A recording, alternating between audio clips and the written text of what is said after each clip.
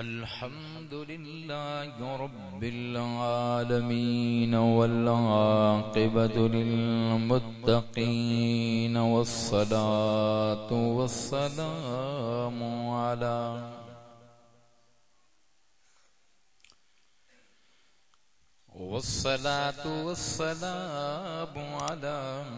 सय्यिदिल अंबिया'i वल मुरसलीन।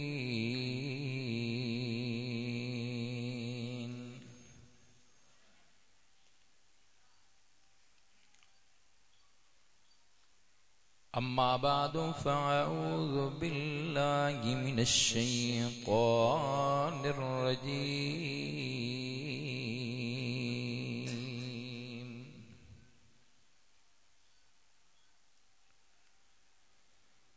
बिस्मिल्लाहिर रहमानिर रहीम।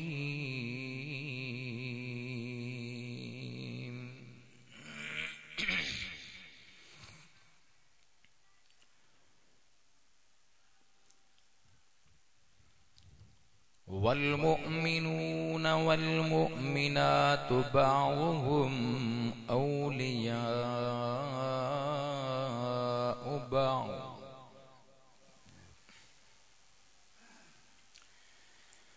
यामुरून बिल मअरूफ व यनहौन अनिल मुनकर व युक़ीमूनस सलात व युअतूनज़ ज़कात व युतीऊनल्लाह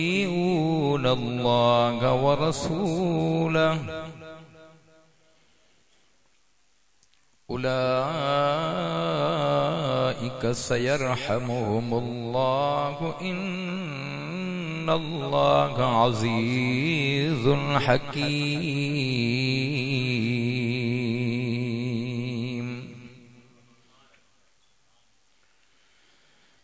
वअदल्लाहुल मुअमिनीन वल मुअमिनाति जन्नातिन तजरी मिन तहतिहल अनहारु खालिदीन फीहा व मसाकिन तय्यिबतन फी जन्नाति अदन व रिज़वानुम मिनल्लाहि अकबर ज़ालिका हुवल फ़ौज़ुल अज़ीम।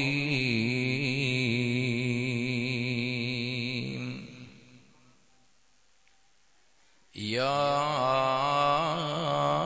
अय्युहन नबिय्यु जाहिदिल कुफ़्फ़ार वल मुनाफ़िक़ीन वग़्लुज़ अलैहिम व मअवाहुम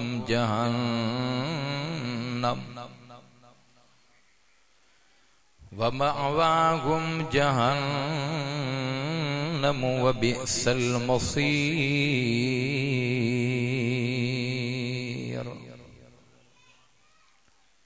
क़ाल अल्लाहु तबारक व तआला फ़ी कलामिल क़दीम वल फ़ुरक़ानिल हमीद व मा अर्सलनाका इल्ला रहमतल लिल आलमीन।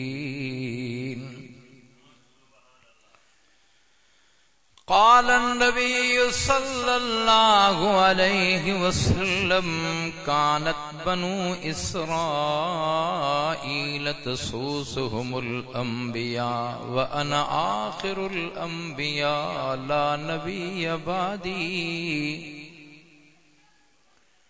अल उलमाउ वरसतुल अंबिया औ कमा क़ाल अन्नबिय्यु सल्लल्लाहु अलैहि वसल्लम ला युमिनु अहदुकुम हत्ता अकूना अहब्बा इलैहि मिन वालिदिही व वलदिही वन्नासि अजमाईन। इन्नल्लाह व मलाइकतहु युसल्लूना अलन नबी या अय्युहल्लज़ीना आमनू सल्लू अलैहि वसल्लिमू तस्लीमा। दुरूद शरीफ पढ़ो। अल्लाहुम्मा सल्लि अला मुहम्मदिन व अला आलि मुहम्मदिन कमा सल्लैता अला इब्राहीम व अला आलि इब्राहीम इन्नका हमीदुम मजीद।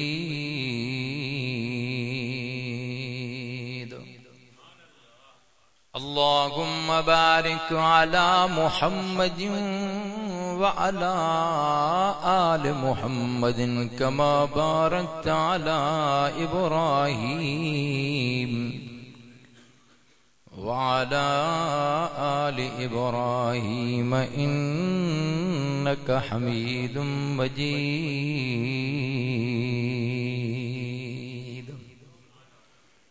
जो सारे जहानों के लिए रहमत बनकर आया था, उसकी दावत ने सारी दुनिया में आम होना था। खुदा ने जीनत बख्शी है अफलाक के रोशन तारों से,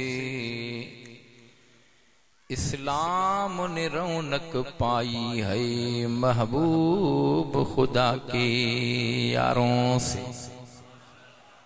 क्यों होते खिफा पूछो तो जरा अगयारों से, तारीख सहाबा साबित है कुरान के 30 पारों से।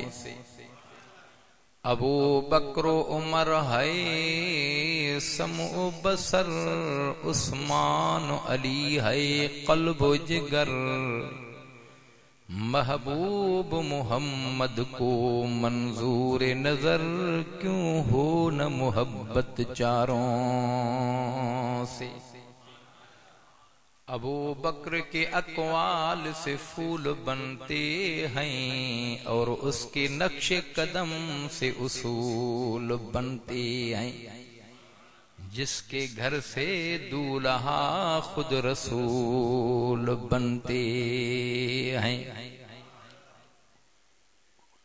अगर जन्नत में जाने का इरादा हो तमामी का, तो गले में डाल लो तो के मोहम्मद की गुलामी का। जिस दिल में मोहम्मद की मोहब्बत नहीं, समझ लो कि किस्मत में जन्नत नहीं। फर्श खां अरशते अरबी वयो बलगल उला बिकमालिही, फर्श खां अरशते अरबी वयो बलगल उला बिकमालिही। सारो जहां रोशन थियो कशफत दुजा बिजमालिही। वसों सजन जो सब सोहणियों हसनत जमी खिसालिही।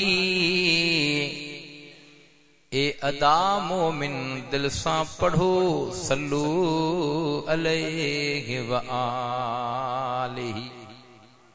वरी भी दुरूद शरीफ पढ़ो। अल्लाहुम्मा सल्लि अला मुहम्मदिन नबिय्यिल उम्मी व अला आलिही व अस्हाबिही व अज़वाजिही व ज़ुर्रिय्यातिही व अहले बैतिही अजमाइन। 25 नवंबर 2023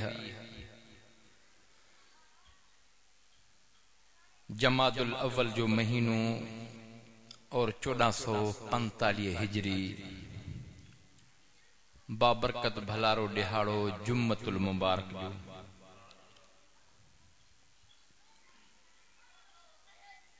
हालानी शरीफ जे करीब सियाल साहिबान जे गोठ में बिरादर अजीज कारी शकील अहमद साहब सियाल और उन जा रुफ़क़ा जुमले जमा जे ताउन सां सालियानो अज़ीम शान फ़क़ीदुल मिसाल सीरतुन नबी सल्लल्लाहु अलैहि वसल्लम जे उनवान सां ये प्रोग्राम रखियल रिथियल मुनाक़िद थियल ॾींहं भलारे में जेको सुबुह खां वठी करे जारी सारी आ।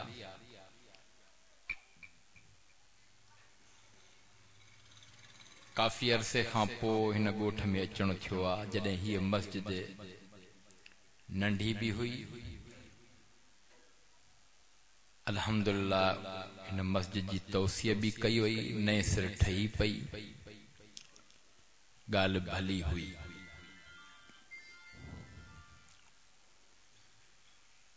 दुनिया जे अंदर जेके भी मस्जिदियूं हन उन्हनि जी मोहड़ ताल्लुक़ निस्बत काबतुल्लाह सां आहे। काबतुल्लाह दुनिया जो विच आ, काबतुल्लाह पूरे दुनिया जे मस्जिदन जो महवर मरकज सेंटर आ।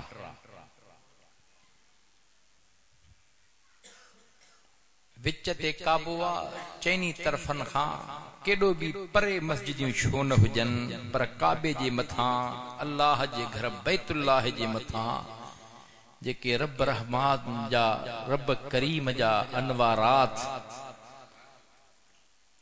नूरानात रहमतूं बरकतूं नाज़िल थियन थियूं, पोइ जिन मस्जिदन जो ताल्लुक़ काबतुल्लाह में आ, ताल्लुक़ ऐं निस्बत जुड़ियल आ, त इहे शुआ, इहे रेज़, इहे किरणा पूरे दुनिया जे मस्जिदन जे मथां पवन था। अल्लाह जूं जेके रहमतूं नाज़िल थियन थियूं काबे जे मथां पूरे दुनिया जे, छो त उन्हनि मस्जिदन जो ताल्लुक़ निस्बत काबे सां आहे। सिज त कई हज़ार मैल मथे मथे मथे, हाँ, पर ही आईनो खणी करे जेकॾहिं सिज ॾे ॾींदे त उहो सिज आईने में हलियो ईंदो, उन आईने जो ओलड़ो शुआ जाॾे फेरींदे ॾिसंदा हो न, कामन खे भॼाइण लाइ आईनो हणंदा हूं त उहे शुआ कामन जी अखियुनि में लॻंदा, काम भॼंदा आहिनि। ओलड़ो सिज होॾे आ, पर शुआ, छो त इन आईने जो ताल्लुक़ो सिज सां थी पियो, उन जो अंदर अक्स अची वियो, उहो शुआ ॿाहिरि निकिरे पियो, उहो रेज़ ॿाहिरि निकिरे पियो, तोड़े जो अंदर कमरे में उन जो शुआ वेंदो, अंदर सोजरो थी पवंदो। अहिड़े तरीक़े सां दुनिया जूं जेके भी मस्जिदियूं हन ऐं मस्जिदियूं वधायूं वेंदियूं आहिनि। ये नंढी मस्जिद ही वॾी कई वई, अञा वरी जेकॾहिं पोयों नस्ल वधंदो वेंदो, हे तव्हांजो सियाल साहिबान जो ॻोठ वधंदो वेंदो, अफ़राद वधंदा वेंदा, घर वधंदा वेंदा, जमात में जज़्बा पैदा थींदा वेंदा, ख्याल ईंदा वेंदा, यार मस्जिद पूरी नथी पवे पई, बहितर आहे हेॾो भी जाइ मिले थी, हेॾो भी कुझु घर ख़रीद करे प्लाट वठी करे मस्जिद खे तौसीअ कजे, वधाइजे। अहिड़े तरीक़े सां काबतुल्लाह उहा जाइ आ, उहो मरकज़ आ, इन खे वधायो त न वियो, अञा खुटायो वियो। रब सही फरमायो, इन अव्वल बैतियूं वुदिअ लिन्नासि लल्लज़ी बिबक्का मुबारकं व हुदल लिल आलमीन।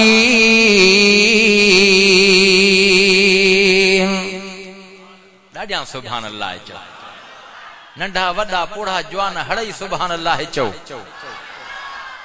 त जन्नत वारे प्लाट में वण पैदा थींदा वञनि, वण लॻंदा वञनि, सुभान अल्लाह चवण सां हिकिड़ो जन्नत जे अंदर वण पैदा थो थिए। नबियन जे सरदार इमामुल अंबिया मुहम्मद मुस्तफा अहमद मुश्तबा फरमायो, मुझे ईमानदार उम्मती जो अमल थोरो अजर घणो, नेकी थोरी अजर घणो। सुभान अल्लाह चवण सां बैतुल्लाह जे अंदर त लख निमाज जो सवाब आ, पर पैगंबर जो उम्मती जिथे भी सुभान अल्लाह चवंदो ईंदो,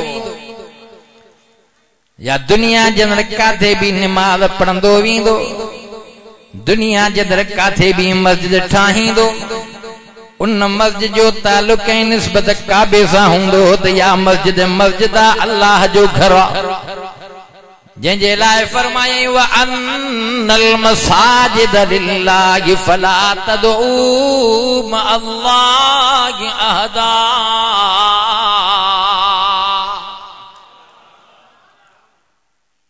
मस्जिदन जो शान आला मुझे महबूब मस्जिदन जे बारे में फरमायो बनल्लाहु लहू बैतन फिल जन्नह मन बना मस्जिदा। जेको दुनिया जे अंदर मस्जिद ठाहे थो पयो अल्लाह उन जे लाइ जन्नत में घर बणाए थो पयो, जंहिं घर जी जंहिं मालात जी जंहिं माड़ीअ जी सिर सोने चांदीअ जी गारो मुश्के अंबर जो। पो मस्जिद वॾी हुजे या नंढी हुजे आहे बाने जे इखलास ते सच्चाईअ सां इखलास सां नियत भलीअ सां नंढी मस्जिद ठाहियईं वा वॾी मस्जिद ठाहियईं जे हुन जी ताल्लुक ऐं निस्बत काबे सां रखियईं त या मस्जिद एतिरे क़दर जो इन बाने जे लाइ जन्नत में रब घर थो ठाहे। मुंहिंजे महबूब मुस्तफा फरमायो चाहे जो पखीअ जे आख़िरे जेतिरी मस्जिद ठाहियईं उन जे मुक़ाबले में भी रब करीम जन्नत ॾींदो। शहरनि जे अंदर जमींदार अमीर सरदार जेकॾहिं आलीशान जरेब में मस्जिद ठाहे टाइल्स हणाए मार्बल लगाए खूबसूरत मस्जिद ठाही तंहिं पर एॾो गरीबड़ो आ मिस्कीन आ जेकॾहिं कचड़ी नंढी मस्जिद ठाही तंहिं हा अल्लाह जी रहमत में उमेद रखजांइ, रब जे रहमत में खोट नाही। होॾे पक्की मस्जिद ठाहिण वारे खे भी रब जन्नत अता कंदो त गरीब खे नंढड़ी मस्जिद ठाहिण जे मुक़ाबले में भी रब जन्नत अता कंदो, छो त अल अमालु बिन्नियात अमल जो दारो मदार नियत ते आ। जेको भी अमल कजे इखलास, जेतिरो इखलास हूंदो उन अमल में जान ईंदी, कुवत ईंदी, ताकत ईंदी, मजबूती ईंदी, वजन थींदो। समझो था न? सवाल इहो थो पैदा थिए त पखीअ जे आख़िरे जेतिरी मस्जिद कीअं, थोरो जीअं मुंड में हुयो उहे रखेसि। मस्जिद कम से कम एतिरी त हुजणो खपे जंहिंमें हिकिड़ो माण्हू त निमाज़ पढ़ी सघे। पखीअ जे आख़िर जे हदीस पाक जे अंदर अचे उन मां मुराद ही आया त मस्जिद ठहे थी जो मस्जिद में एतिरो हिस्सो मिलायईं जो पखीअ जे आख़िरे जेतिरी एतिरो हिस्सो मिलायईं। अदा हिकिड़ी सिर ॾिनई, हाणे बाने जे नियत ते आहे ईअं सम्झजां। बादशाह हो ऐलान कयईं जॾहिं मस्जिद जी अहमियत ॿुधाई खोड़ दुनिया जे अंदर खोड़ बादशाह अहिड़ा नेकोकार भी गुज़री विया, बदमाश ज़ालिम भी थी विया, नेकोकार भलारा बादशाह भी हुया जेके तहजुद भी न छॾींदा हा। अहिड़ा बादशाह भी गुज़री विया, अहिड़ा बादशाह भी गुज़री विया ज़िंदगी में जंहिंजो तहजुद न घुसियो। फर्ज़ त पंहिंजी जाइ ते कोन ॿुधो थी वक़्त जो वली आ, बुजुर्ग आ, शेख आ, दुनिया में मञल मनायल आ। वसियत कयई त मुंहिंजो जनाज़ो उहो पढ़ाए, मरण खां अॻु में वसियत थो करे मुंहिंजो जनाज़ो उहो पढ़ाए जंहिं ज़िंदगीअ जे अंदर तहजुद न छॾियो आ। फर्ज़ निमाज़ पंहिंजी जाइ ते, तहजुद वारी निमाज़ न गुसाई आ। बुजुर्ग जो जनाज़ो अची वियो, वसियत मुताबिक ऐलान थी पियो। बाबा बुजुर्ग जी वसियत हुई जेको उहो जनाज़ो पढ़ाए। वॾा वॾा आलिम भी हुया, बुजुर्ग भी हुया। बुजुर्ग जे जनाज़े में खोड़ माण्हू गॾु थिया। ऐलान हुयो त इन बुजुर्ग शख्सियत जो जनाज़ो उहो पढ़ाए जंहिं ज़िंदगी जे अंदर फर्ज़ त पंहिंजी जाइ ते, सुन्नतूं त पंहिंजी जाइ ते, पर जंहिं तहजुद भी न छॾियो आ, तहजुद न छॾियो आ, तहजुद न गुसायो। ऐलान थी वियो केरो हामी भरे। वॾा वॾा बुजुर्ग भी हुया, शेखुल हदीस भी हुया। जनाज़े बुजुर्ग जे में होया पर बुजुर्ग जी वसियत हुई। एक दफ़ो ऐलान, ॿियो दफ़ो ऐलान, टियों दफ़ो ऐलान। हाओ ॾिसनि त हिकिड़ो हमराव रुमाल झुंड कयूं सफ़िन खे चीरींदो आयो। छो त कोई अॻिते न वधे पियो। पोइ सिर्फ़ मां हमरा विच मां निकिरी करे सुरंदो सुरंदो अची करे बुजुर्ग जे ओ कफन खे खोले करे पेशानी ते चुमी ॾेई करे चवण लॻो, ओ यार अॼु बि मूंखे ज़ाहिरो करे विधई, मां केॾो पाण खे लिकायो हो, अॼु तूं मूंखे ज़ाहिरो करे छॾियो आहे। हीअं जो ॾिसनि त जेको जनाज़े पढ़ाइण वारो हो, झुंड हयण वारो हुयो, त वक़्त जो बादशाह हुयो। वक़्त जो बादशाह यार मां केॾो लिकायो, अॼु तूं मूंखे ख्वार करे विधो। बुजुर्ग जी वसियत, अहिड़ा बि बुजुर्ग गुज़री विया, समझो था न। बे वक्त जे बादशाह ने को कार जो ऐलान त बाबा अल्लाह जो घर मां पाण ठाहींदुसि। मां जेको घर ठाहियां मां पंहिंजे मिल्कियत जेका पंहिंजी आहे उन मां अल्लाह जो घर आली शान ठाहींदुसि। कोई इन में हिस्सो मिलाए। आख़िरकार मटीरियल गॾु थींदो वियो। मस्जिद जी तामीर मिस्त्री मज़ूर लॻा पिया।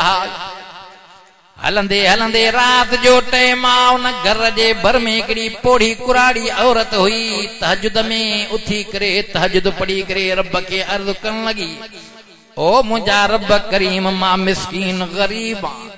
बादशाह त पंहिंजे ख़र्च ते आली शान तुंहिंजो घर मस्जिद तो बणाए पियो। रब मां त गरीब मिस्कीन आ, पर मुंहिंजा मौला ॿियो मां वटि कुझु कोन थी। घर जी हिकिड़ी ॿ सिर पटे करे साफ़ सुथरियूं करे धोई साफ़ करे रात जे वगड़े में तहजुद पढ़ी करे उहे ॿ सिरूं खणी करे ओ हुन मटीरियल में बादशाह जे उन घुरायल सिरनि जे खोड़ में उहे ॿ टे सिरूं सटे अची करे रब खे अर्ज़ करण लॻी, दुआ घुरण लॻी, इलाहुल आलमीन तू मेहरबानी कजाए, क़यामत जे ॾियारे जन्नत में माड़ी मूंखे बि ओढ़ी ॾिजाए जहिड़ी बादशाह के न मस्जिद जे मुक़ाबले में ॾे।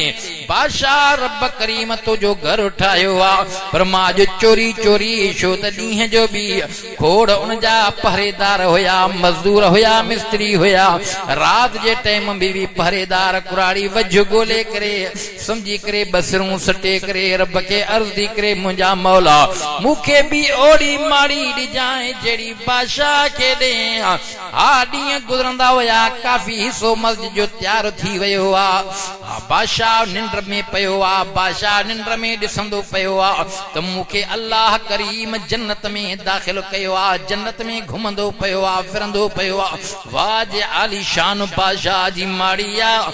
बादशाह जन्नत जे माड़ीअ में निंड में ॾिसे थो, वरी हीअं जे साम्हूं ॾिसई त बेआइन ही अपोजिट आमो सामो ओढ़ी माड़ी आहे, पर बादशाह ॾिसे थो त कुराड़ी पोड़ी उन माड़ी में घुमंदी पई आहे। जाग थी वई, हिकु राति गुज़री, ॿी राति गुज़री, साॻो मंज़र निंड में ॾिसे थो। आहे कुराड़ी साम्हूं उन माड़ी में घुमंदो ॾिसे थो पियो। आख़िरकार बादशाह ऐलान कयो त हिन घर जे अंदरि, हिन शहर जे अंदरि, हिन मस्जिद जे भिक में कुराड़ी, हा कुराड़ी आहे, उहा जन्नत में दाख़िल थी वई आहे। मां उनखे ॾिसंदो पियो आहे। आख़िर कुराड़ी अची वई, ओ अम्मा जी जल ॿुधाए, ॾिसां थो त तूं मिस्कीन गरीब आहे, पर मां राति मुसलसल ख़्वाब में ॾिसां थो पियो मूंखे रब करीम हुकुम कयो, ओ मुंहिंजा बाना दुनिया में तूं घर थो ठहराए, उन जे मुक़ाबले में हीअ जन्नत जी माड़ी आहे। पर अम्मा जी जल, ओ पोड़ी कुराड़ी, तुंहिंजो अमल कहिड़ो? मूंखे त मस्जिद ठाहिण जे वध में हर निंड में ॾेखारियो वियो। अम्मा ॿुधाए। कुराड़ी अखियुनि मां पाणी आरे करे चवण लॻी, बादशाह तूं त बादशाह आहीं, पर मां मिस्कीन गरीब आहियां, ॿियो त मूं वटि अमल कोन्हे को जे तो निंड में ॾिठो आहे। मुंहिंजो इहो ई अमल हुयो त घर में हिकु ॿ पकियूं सिरां लोई साफ़ करे धोई करे न खोड़ में सटियम, रब खे अर्ज़ कयमि, तहजुद पढ़ी करे अल्लाह खे सदा कयमि, मुंहिंजा मौला मूंखे बि ओड़ी माड़ी ॾिजाए रब करीम जहिड़ी माड़ी बादशाह के न मस्जिद जे मुक़ाबले में। तॾहिं अल्लाह जे रसूल फरमायो, मम बना मस्जिदन बनल्लाहु लहू बैतन फिल जन्नह। अल्लाह जी मर्ज़ी आहे, जंहिंखां कम वठी काबतुल्लाह रब करीम मस्जिद काबतुल्लाह के दुनिया जे अंदर पहिरियों पहिरियों बनवायो, जोड़वायो, ठहरायो। 1.25 लाख नबी काबतुल्लाह जो तवाफ करे वया। ओ सियाल साहिबान जेकॾहिं हज उमरे जी सादत नसीब थई त काबे जो वञी तवाफ कंदे, छो त हज उमरे में काबे जो तवाफ लाज़िम आ। हज हुजे या उमरो हुजे, उमरे में त अमल ही 3 तोखे नज़र ईंदा। 7 चकर काबे जा, 7 सफ़ा मरवा जा एहराम, एहराम बधी करे 7 चकर काबे जा, 7 चकर सफ़ा मरवा जा, पो मथो कूड़ाइबो, एहराम लाहिबो, बस यो उमरो आ। विच में जेके भी गालियूं आहिनि मसनून हन, मुस्तहब हन, नफिल हन। मकाम इब्राहिम ते भी नफिल, ज़मज़म के वनी इन नियत सां पियो, इहो भी सुन्नत मसनून नफिल। दुआऊं जेके आहिनि हजरे असवद वारी जाइ ते, मुल्तज़म वारी जाइ ते, जेके भी मामला आहिनि जिन जिन जगहुनि ते दस्यो वियो आ। ऐं वरी काथे ओ मीज़ान वारी जाइ ते हतीम, हतीम या अंदरी जाइ आ काबे जी। रब दो फरमाए इन अव्वल बैतियों वज़िया लिन्नास लल्लज़ी बिबक्का मुबारकं व हुदल लिल आलमीन। अज त ॾाढा सुभान अल्लाह चो, छो त काबतुल्लाह रसूलुल्लाह कलामुल्लाह मोमिनन मुसलमानन ईमान वारन के रब करीम नसीब कयो आ। दुनिया जे अंदर काबे जे मुकाबले में ॿियो तोखे काबो न मिलंदो। काबे जो शान मथे आ। हिकड़ी निमाज़ पढ़ंदे त लख निमाज़ जो सवाब मिलंदो। इहो काबतुल्लाह पूरे दुनिया जो महवर मरकज सेंटर विचो आ।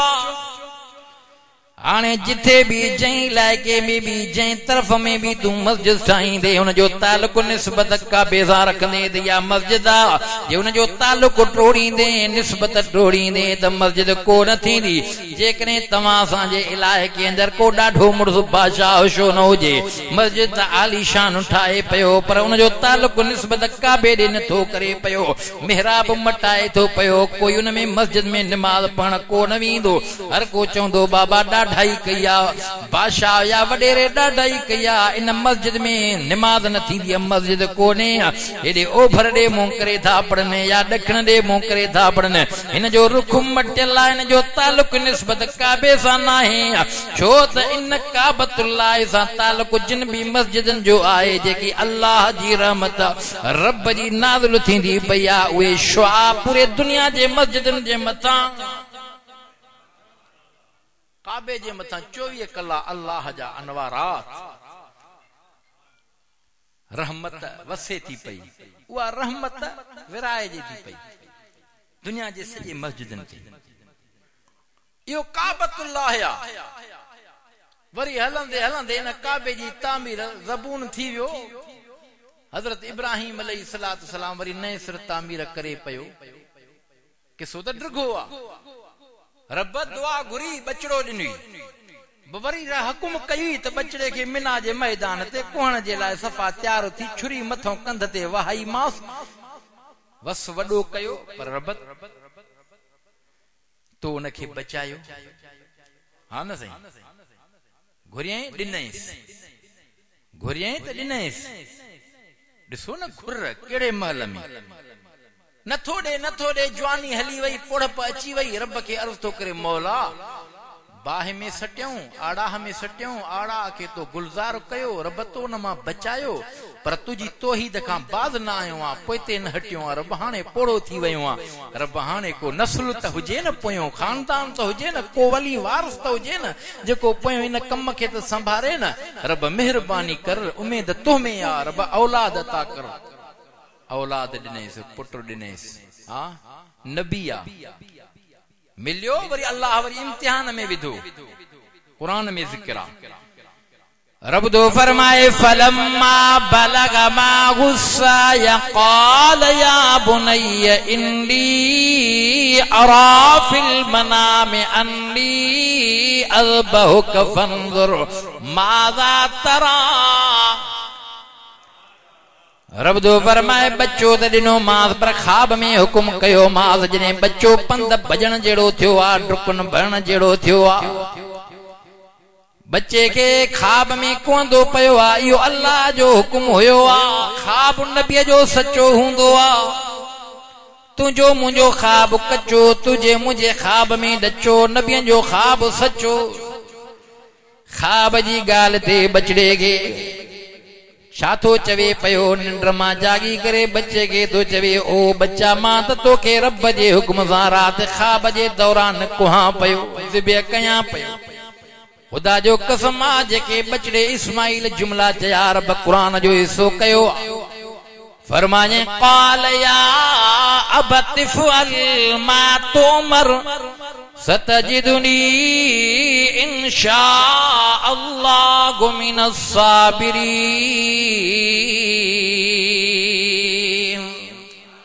अब्बा जे रब जो हुकुम थी त देर न कर मां कुसण लाइ तैयार तूं कोण लाइ तैयार थी बई संभरी ठही मिना जे मैदान में आया। अबो शुरी मथों वहाईंदो पयो आ शुरीअ खे आर्डर रब जो ईंदो पयो आ ला तकदई न कुहजाए न कुहजाए न कुहजाए कुहाइणो नाहे इम्तिहान वठणो आ अञा वॾो कमु रहियल आ।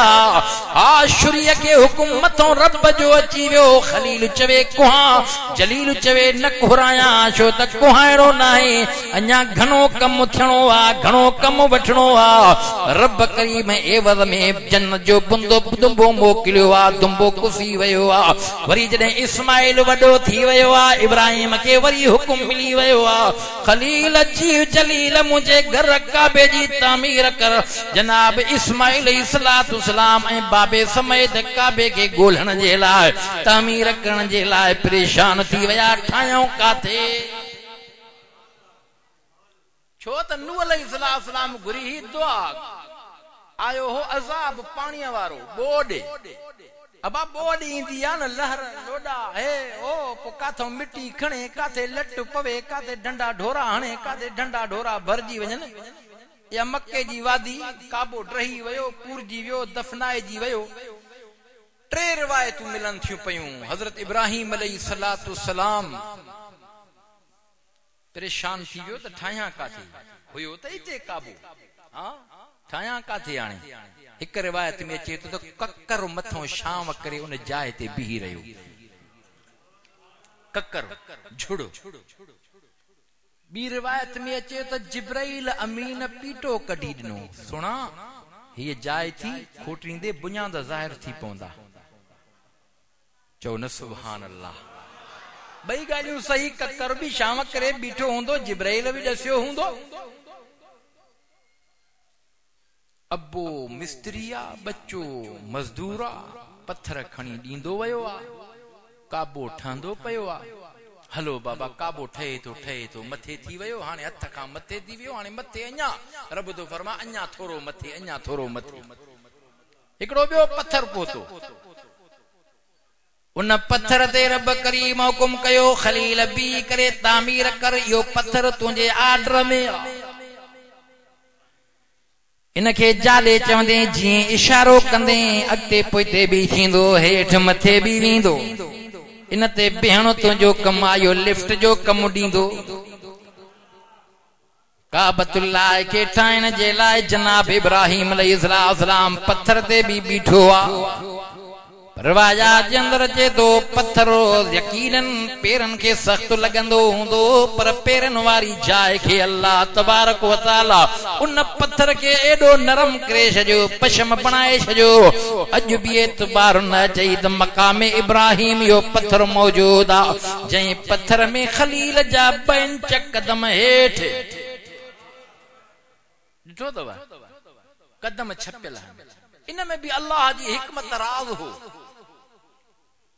छो त इहो पत्थर रब खे अर्ज़ करे पियो मौला मूंखे ज़ाया न कजाए मौला मूंखे काबे खां जुदा न कजाए धार न कजाए महफूज़ कजाए ये ब पत्थर एड़ा होया जेके महफूज़ थी वया हिकु हजरे अस्वद जेको जन्नत जो पत्थर आ ॿियो मक़ाम इब्राहिम आ जेको मौजूद आ इन में खलील जा कदम इंच डेढ़ हेठि वजह शाही हिकमत शाही राज शाही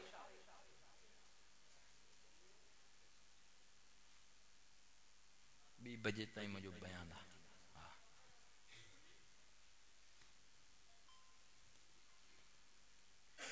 जनाब इब्राहिम अलैहिस्सलातु सलाम जॾहिं पैदा थियो दुनिया में आयो अमर जे पेट मां ॼायो उन ज़माने में भी वॾा माहिर हुया पेराठू हुया जे अॼुकल्ह हुया पर हाणे कोन्हनि के डिजिटल दौर थी वियो आहे अगे बाबा चोरी थी त पेराठू गोलबा सरकारी भी पेराठू प्राइवेट भी भेट थींदी पेरन जी हां सतन पीढ़ियुनि ताईं पेर सुञाणबो हो हिकड़े अची हमराह ॾिठो वॾो ॼाणू हुयो मक्के पाक जे अंदर मक़ाम इब्राहिम त ॾिसंदो हो पर इमामुल अंबिया जॾहिं पैदा थियो अमर जे पेट मां आयो ॼायो हैरान थी करे चवे थो ही खलील जे खानदान मां आया हजरत इब्राहिम जा कदम जेके काबे जे अंदर भर में जेके मक़ाम इब्राहिम उन पत्थर ते हन मिलन जुलन था हाँ पेर मिले थो सतन पीढ़ियुनि ताईं भी पेर सुञाणबो आहे न बाबा हाँ रब फरमायो खलील गणती न करे न पत्थर के मां अल्लाह तुझे आर्डर में थो रखां जीअं चवंदेसि तीअं थींदो अॻिते पोइते भी थींदो लिफ्ट वारो कमु ॾींदो हेठि मथे भी थींदो काबतुल्लाह तामीर थी वियो इहो मक़ाम इब्राहिम इहो पत्थर उहो आहे हलंदे हलंदे ज़मानो गुज़रंदो वियो आखिरकार जॾहिं काबे जूं छतियूं कमज़ोर थी वयूं ज़बून थी वयूं मक्के जे सरदारनि पाण में सलाह कई इमामुल अंबिया मुहम्मद मुस्तफ़ा जी इन वक्त में उम्र मुबारक 35 साल हुई पाण में सलाह कयूं यार अल्लाह जो घर आहे काबो आहे समझो था न इन खे ठाहिणो ॿीहर वरी नए सिर पर हलाल माल ठगी ठोड़ी जो माल न हुजे लुट फुर वारो माल न हुजे चोरी वारो न माल न हुजे हा न हलाल माल पंहिंजी हलाल माल मंझां अल्लाह जो घर ठाहिणो आहे जे ठीकु आहे बाबा समझो था न गॾु कंदा विया हलाल माल माल एतिरो गॾु थियो जो सॼे काबे जी उन जाइ ते तामीर न थिए पई चयूं भला हाणे ठहियो हे हिसो कयूंसि था हे हिसो छॾियूंसि था वरी ॾिठो वेंदो जेको माल गॾु थियो आहे इन में अल्लाह जी हिकमत राज़ हो जेको हतीम वारी जगह न इहो अंदरियों हिसो आहे इहो काबतुल्लाह ठही पियो इमामुल अंबिया मुहम्मद मुस्तफ़ा जी उम्र मुबारक जॾहिं 35 साल ही त इन में मामलो वरी ओ हजरे असवद वारो आयो जहिड़ो थिए पियो सरदार हर चवे त मां खणा पत्थर के इॾे मां रखां इहो शर्फ मूंखे मिले साईं जन फरमाए विड़ो छो था अचो चादर विछाए करे हजरे असवद खे रखी करे फरमाया अबू जाल उतबा शोबा अबू लाब चाचा हेॾो पकड़ तूं पकड़ विड़ो छो था पिया समूरनि खे शरफ मिलंदो विच चादर ते पत्थर रखी करे साईं पाण भी वठी करे हजरे असवद के खणी करे काबे जे दीवार में रखियो चओ न सुभान अल्लाह मां चवंदो आहियां दुनिया जे अंदर राज विढ़े त सरदार फ़ैसिलो कनि पर जे उन वक्त में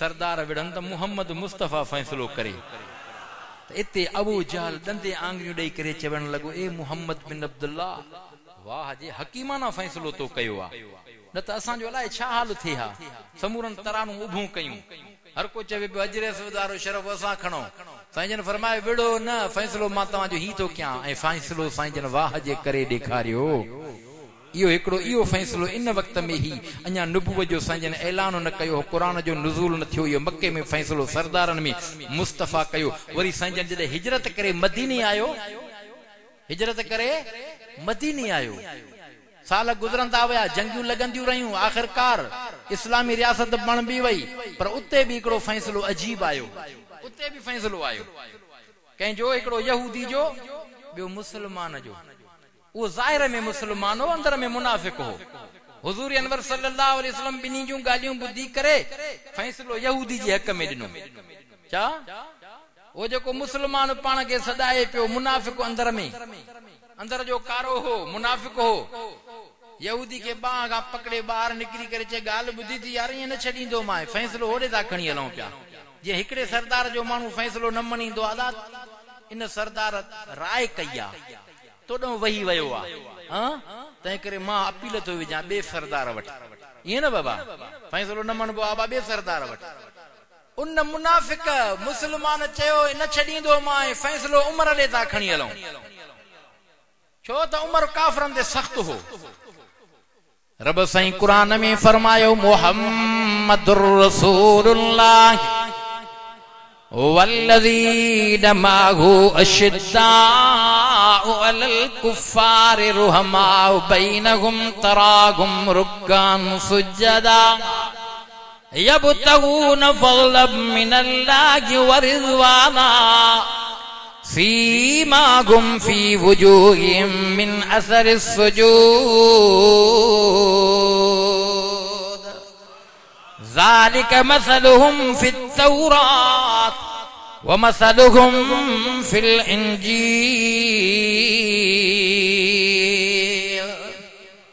शो न एड़ा फैसला थियन जंजी तारीफ तौरात में भी अल्लाह करे छड़ी इंजील में भी रब करे छड़ी इन यहूदन ईसाइन नसारन सजन के खबर हुई आसमानी किताबन में दिसन भी प्या पढ़न भी प्या बीजाए दे रब फरमाया अल्लज़ीन यत्तबिऊन रसूलन नबियल उम्मीयल्लज़ी यजिदूनहु मक्तूबा इंदहुम फित तौरात वल इंजील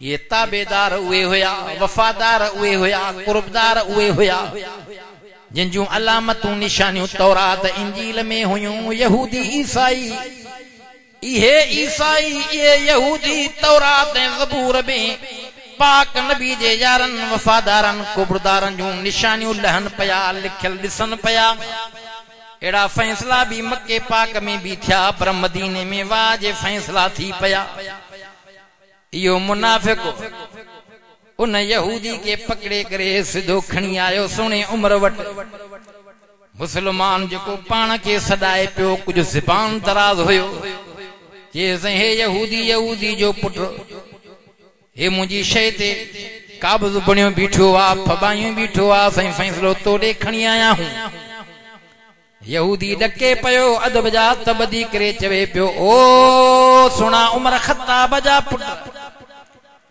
परी मुझी गाल ही बुधो इो फैसलो तवा जे रहबर रसूल मुझे हक में कयो आ जे पो हेडे शो आया हो जे मांजे अचण जी जरूरत को नहीं न जोरी मुखे गिले तो ले आंदो चवन लगो तो सोने उमर वट हली करे दरखास्त आ विझूं सोने उमर वट हली करे फैसलो ता करायो मां तुंहिंजे रहबर रसूल जे फैसले के आमादा कयो हुम पर हिन न मञो थी जोरी मुखे वठी आयो थी सैयदना फारूक आज़म जी जज्बात कावड़ खत्म थी वही खिली करे चई बियो भला तव्हां जो फैसलो थोड़ी देर में कयां थो पर फैसलो एड़ो थो कयां जो दुनिया उमर जे फैसले के याद कंदी सबक हासिल कंदी घर वयो घर म्याण मां तरार खयूं आयो ऐलान करे चवे तो जेको रसूल जो पैगंबर जो रहबर जो बिछड़े मुहम्मद जो फैसलो न मने उमर वट फैसलो इहो आ ठकाव जे तरार कराए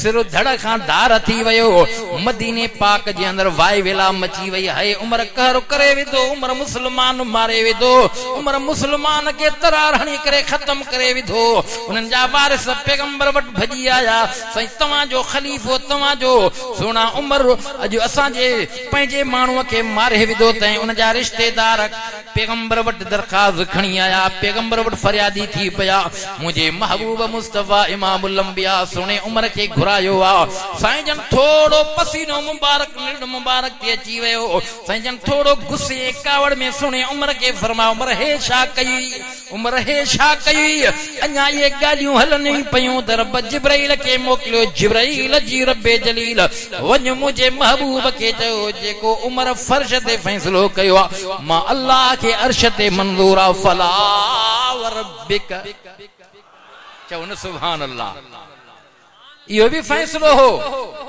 इहो भी फैसलो हो अल्लाह चाहे मानुन के त मौलविन जो केड़ो कम बाबा सियासत सा हुकूमत सा मां जेका हदीस पढ़ी आ न उनते थोड़ो गलहया आलमन सा के न गलाइंदा क्यों आलमन सा मोहब्बत कंदा क्यों खुदा जो कसम आलिम न था थियो तालिब न था थियो जे सामे न था तो मोहब्बत थियो न इन गाल खां त न वणो न हां पैगंबर फरमायो जेके भी बनी इस्राइल जे नबी रसूल थी वया हर पंहिंजे उम्मतन कौमुन जी अगवानी रहबरी कंदा हुया सब नबी बनी इस्राइल जे अंदर सियासी नबी हा फरमाए कानत बनु इस्राइल तसूसुहुमुल अंबिया व अना आखिरुल अंबिया ला नबी बादी अल उलमा वरसतुल अंबिया हाणे त सुभान अल्लाह चओ उलमा जो एहसान थी कुरान मेहमान थी तुझे मुझे बच्चन के कुरान पढ़ाइण वारा केर बाबा उलमा हां हलाल हराम के बुधाइण वारा केर बाबा उलमा नबी हाने कोन ईंदा पर असा जे ज़हन में वेठी आ गाल त बाबा सियासत में मौलविन जो छा ये पैगंबर जी फतवा तो बुधाया पैगंबर फरमाए सब बनी इस्राइल जे अंदर जेके भी नबी आ सियासी नबी हा पो उन गोठ इलाके में जेको नबी हुयो मरी वने पयो या कत्ल कयो वने पयो खोड़ नबी भी कत्ल कया हुया एड़ा मानू जालिम भी उन दौर में हुया नबियन के कत्ल कोन पिया अल्लाह तो फरमाए अल्लाह जो रसूल तो फरमाए पो उन जाए ते अल्लाह बियो नबी पैदा करे पयो जेको कौम जे मथा हुकूमत कौम जी अगवानी रहनुमाई सियासत हलंदे हलंदे ये सिलसिलो हले पयो साईं जन फरमायो गाल ये त मां आखिरी नबिया मुखा बाद में नबी कोन आई साईं पो तवा खां पो भला अल्लाह जे रसूल फरमाए मोवारो सागो कम उलमा जे हवाले मुजा वारिस गालायो केरो नबी सल्लल्लाहु अलैहि वसल्लम फरमायो अल उलमा वरसतुल अंबिया जन फरमायो मुझे दीन जा वारिस उलमा मुझे सियासत जा वारिस उलमा साईं जन फरमायो मां भी सियासी नबी हां मानू चवंदा मौलम जो केड़ो कम बाबा वनी नमाज़ू पढ़ाइन खत्मा जन जनाजा पढ़ाइन भुल थी ये निमाज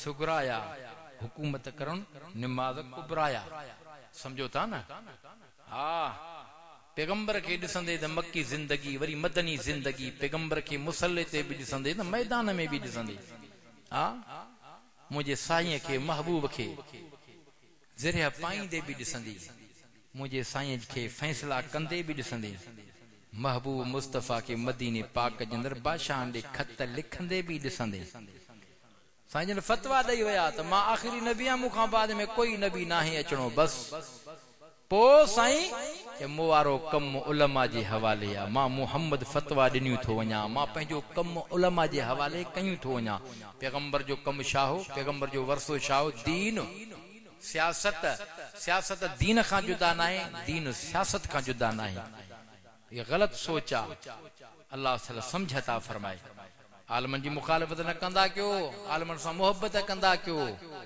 पैगंबर फरमायो मुखालिफत न कजा यो पंजो दर्जो थी चौथे नंबर में हुजो आलिम थी तालिब थी सामियो थी मुहिब थी आखिरी दर्जो आ माना जाते हुजे कमकार धंधे दाड़ी में हुजे पंजे बने बारे ते हुजे पो उलमा जी दिल में मोहब्बत रखंदो रहो मोहब्बत कंदो रहो मोहब्बत जे करे भी खोड़ मानू जन्नत में वेंदई चाचा मोहब्बत करण जे करे अल्लामा मौलाना मोहम्मद यूसुफ कांधेली रहमतुल्लाह अलैह एकड़ी हदीस नकल कया मुखे थोड़ो मुख्तसर तवा के बुधाया टाइम भी पूरो थियण वारो आ लिखियो ते क़यामत जे दिहाड़े हदीस बया नकल कई तई क़यामत जे दिहाड़े जडे अमलन जी तौर थींदी पैगंबर जा उम्मती महशर जे मैदान में ईंदा हिसाब किताब दींदा उन लिखियो आ पैगंबर पाक फरमायो आ एकड़ो मोहम्मद जो उम्मती वो हुंदो जे जूं नेकियूं सफा न हुंदी गुनाहन जा दफ्तर भरियल हुंदा ऐलान थींदो रब जो ऐलान थींदो मलाइको हिनके गिहलियो हिनके वठी वञो जहन्नम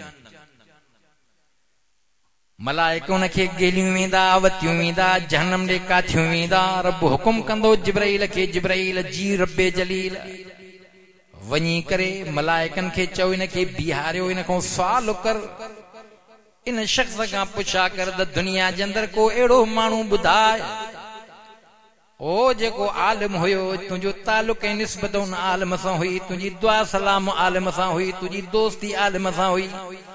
दुनिया जे अंदर हिकड़े आलिम जो नालो खणो, दुनिया जे अंदर कंहिं आलिम सां तुझी यारी दोस्ती।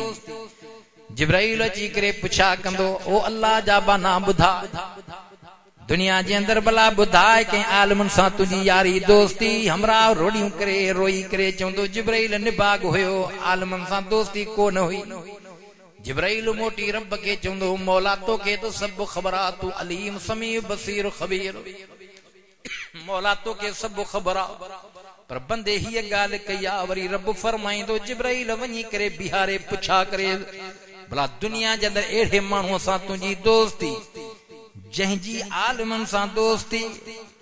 हमरा रड़ करे जिब्राइल खे चवंदो, आओ जिब्राइल, दुनिया जे अंदर ॻोठ जे अंदर पाड़े जे अंदर हिकिड़ो अल्लाह वारो हुयो, दोस्त हुयो, मिट हुयो, उन सां मुंहिंजी ॾाढी यारी दोस्ती, पर उनजी आलिमन सां दोस्ती ही। जॾहिं बि आलिमन जे वाइज़ ते वेंदो हुयो, ॿुधी करे मूंखे ॻाल्हियूं कंदो हो, सलाहींदो त हुयो, पर मूंखे चंडराई हुई, मोटी करे सभु ख़बरूं ॿुधाईंदो हो, मुंहिंजी उन सां दोस्ती ही, उनजी आलिमन सां दोस्ती ही। जिब्राइल मोटी रब खे चवंदो, मौला तोखे त सभु ख़बर आ। रब करीम फरमाईंदो, ॿिन्ही खे घुरायो वियो, ॿई ईंदा। अल्लाह फरमाईंदो, तुंहिंजी हिन सां दोस्ती, हिन जी आलिमन सां दोस्ती, हाणे ॿिन्ही खे मां अल्लाह माफ़ थो कयां, हलिया वञो जन्नत में। ईअं बि मामलो थींदो। पैगंबर जे उम्मत जे लाइ खुदा जो कसम अल्लाह आसान मामलो कंदो। तने भिटाई साहब फरमायो आ, अदल करी त आउं न छुटा, फेरो कर फज़ल जो, अल्लाह जे फज़ल सां जन्नत में वेंदासीं। मुहम्मद जा उम्मती हो, मुहम्मद जी सिफारिश भी पुजी पवंदी, कुरान जी सिफारिश भी पुजी पवंदी, आहा आलिमन जी सिफारिश भी पुजी पवंदी, नेकोकारन जी भी सिफारिश पुजी पवंदी। तंहिं करे पाक नबी जा उम्मती घणा जन्नत में वेंदा, जहन्नम में उहे हूंदा जेके मुशरिक काफ़िर हूंदा, जिन शिरक ऐं कुफ्र ते उनजो मौत थी वियो, इहे जहन्नम में हमेशा हमेशा रहंदा। पर जे गुनाहन जे करे ईमानदार उम्मती जहन्नम में वया, त पैगंबर पाक के रब करीब दुनिया में भी इकरार ऐं वाइदो कयो हो। कुरान में रब फरमायो, वल्लैलि इज़ा सजा मा वद्दअक रब्बुक वमा क़ला वलल आखिरतु खैरुल लक मिनल ऊला वलसौफ युअतीक रब्बुक फतरल्ला। रब वाइदो कयो आहे पंहिंजे हबीब सां, महबूब तोखे राज़ी कंदुसि, हर दौर तुंहिंजे लाइ, हर ज़मानो तुंहिंजे लाइ बहितर। साहबा अर्ज़ कयो, साईं तव्हां कीअं राज़ी थींदा? मुंहिंजे महबूब मुस्तफ़ा फरमाया, हा मां अल्लाह सां इस ताईं राज़ी न थींदुसि जेसिताईं सभु गुनहगार जहन्नम मां कढी जन्नत में न आणिया। अल्लाह चवंदो, महबूब हाणे हिसाब किताब थी वियो आहे, गुनहगार तुंहिंजा उम्मती जहन्नम में पिया आहिनि, हाणे तोखे इजाज़त आहे पंहिंजा गुनहगार उम्मती वठी जहन्नम मां कढी जन्नत ॾे आण। आलिमन जी सिफारिश, नेकोकारन जी सिफारिश, हाजिन जी सिफारिश, हाफ़िज़न जी सिफारिश, शहीदन जी सिफारिश, पैगंबर जी सिफारिश, कुरान जी सिफारिश, उम्मत जो बेड़ो पार थी वेंदो। जहन्नम में मुशरिक ऐं काफ़िर हमेशा रहंदो, छो त जहन्नम में मुशरिक काफ़िर जे लाइ फ़ैसिलो अल्लाह कुरान में ॾेई छॾियो आहे, पैगंबर खे बि हुकुम करे छॾियो आहे, इन्नल्लाह ला यग़फ़िरु अन युशरक बिही व यग़फ़िरु मा दून ज़ालिका लिमन यशा। रब तो फरमाए, गुनहगार खे मां अल्लाह फौरन माफ़ करे जन्नत में उमाणिया त मूंखां कोई पुछा करण वारो कोने को, पर मुशरिक के माफी अल्लाह शिरक खां बचाए, कुफ्र खां बचाए। चओ आमीन। रब साईं जेको मूंखां चवरायो ॻाल्हायो क़बूल मक़बूल मंज़ूर फरमाए, अमल जी तौफ़ीक़ अता फरमाए।